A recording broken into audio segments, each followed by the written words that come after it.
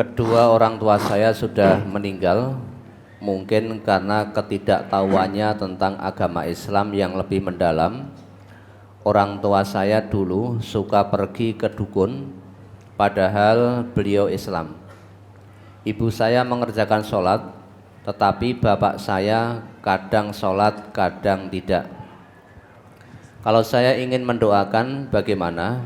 Apakah doa saya diterima atau tidak? Saya juga pernah dengar kalau Nabi Ibrahim juga pernah mendoakan kedua orang tuanya, padahal kedua orang tuanya kafir. Ini di surat Nuh ayat terakhir. Terima kasih atas jawabannya. Quran surat Nuh ayat 28 itu bukan permohonan ampun Nabi Ibrahim kepada Allah untuk kedua orang tuanya, bukan. Tetapi Quran surat Nuh ayat 28 itu permohonan ampun Nabi Nuh untuk kedua orang tuanya kepada Allah. Di ayat itu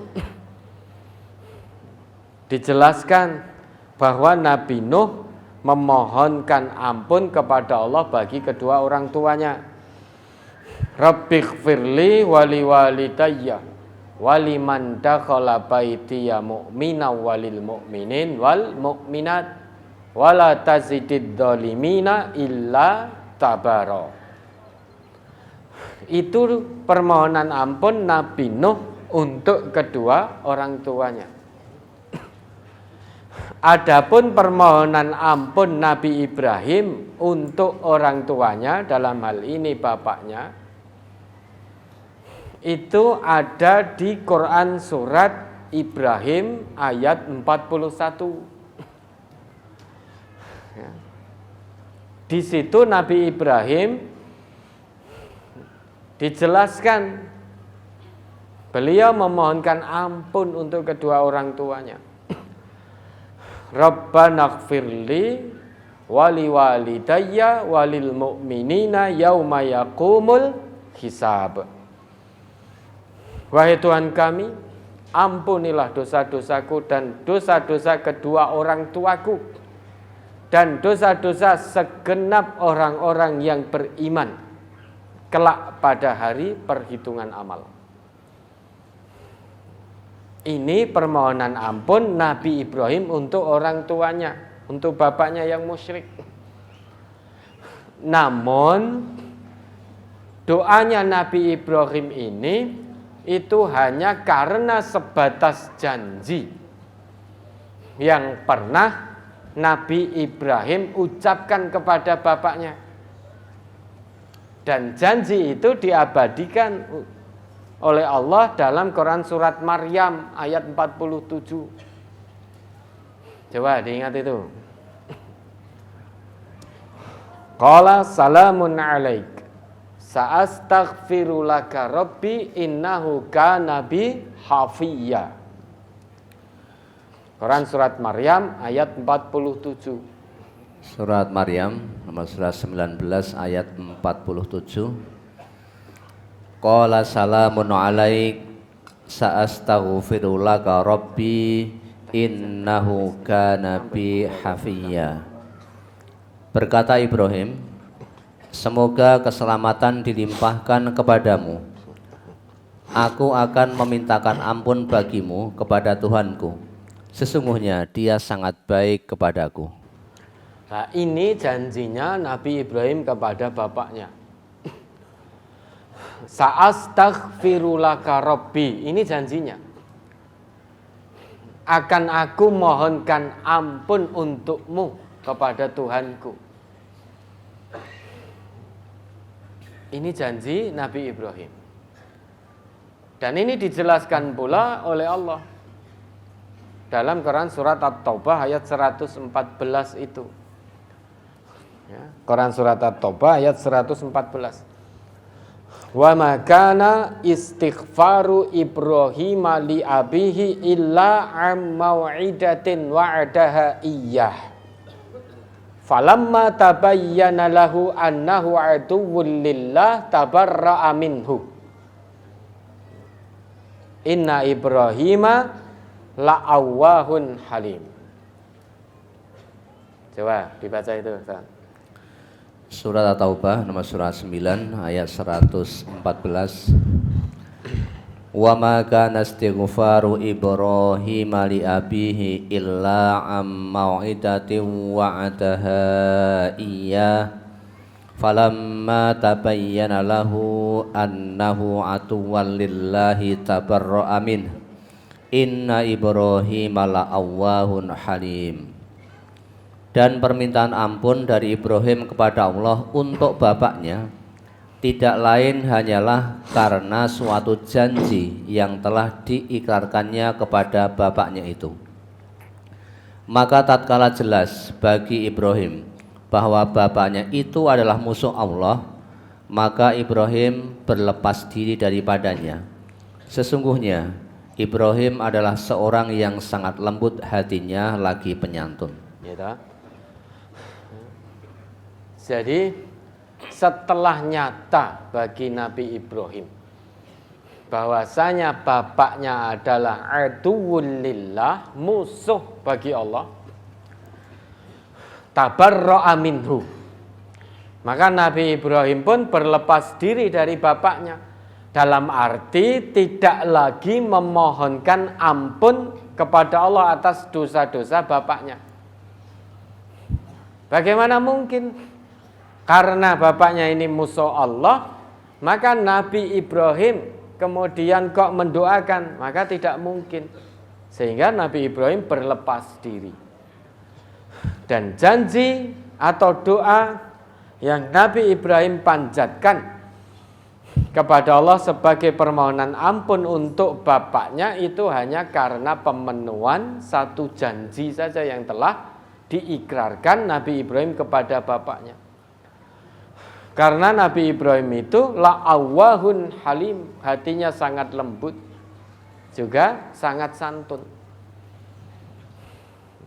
Tetapi begitu mengetahui bahwa bapaknya adalah musuh bagi Allah, Nabi Ibrahim sudah tidak mendoakan lagi, berlepas diri sudah.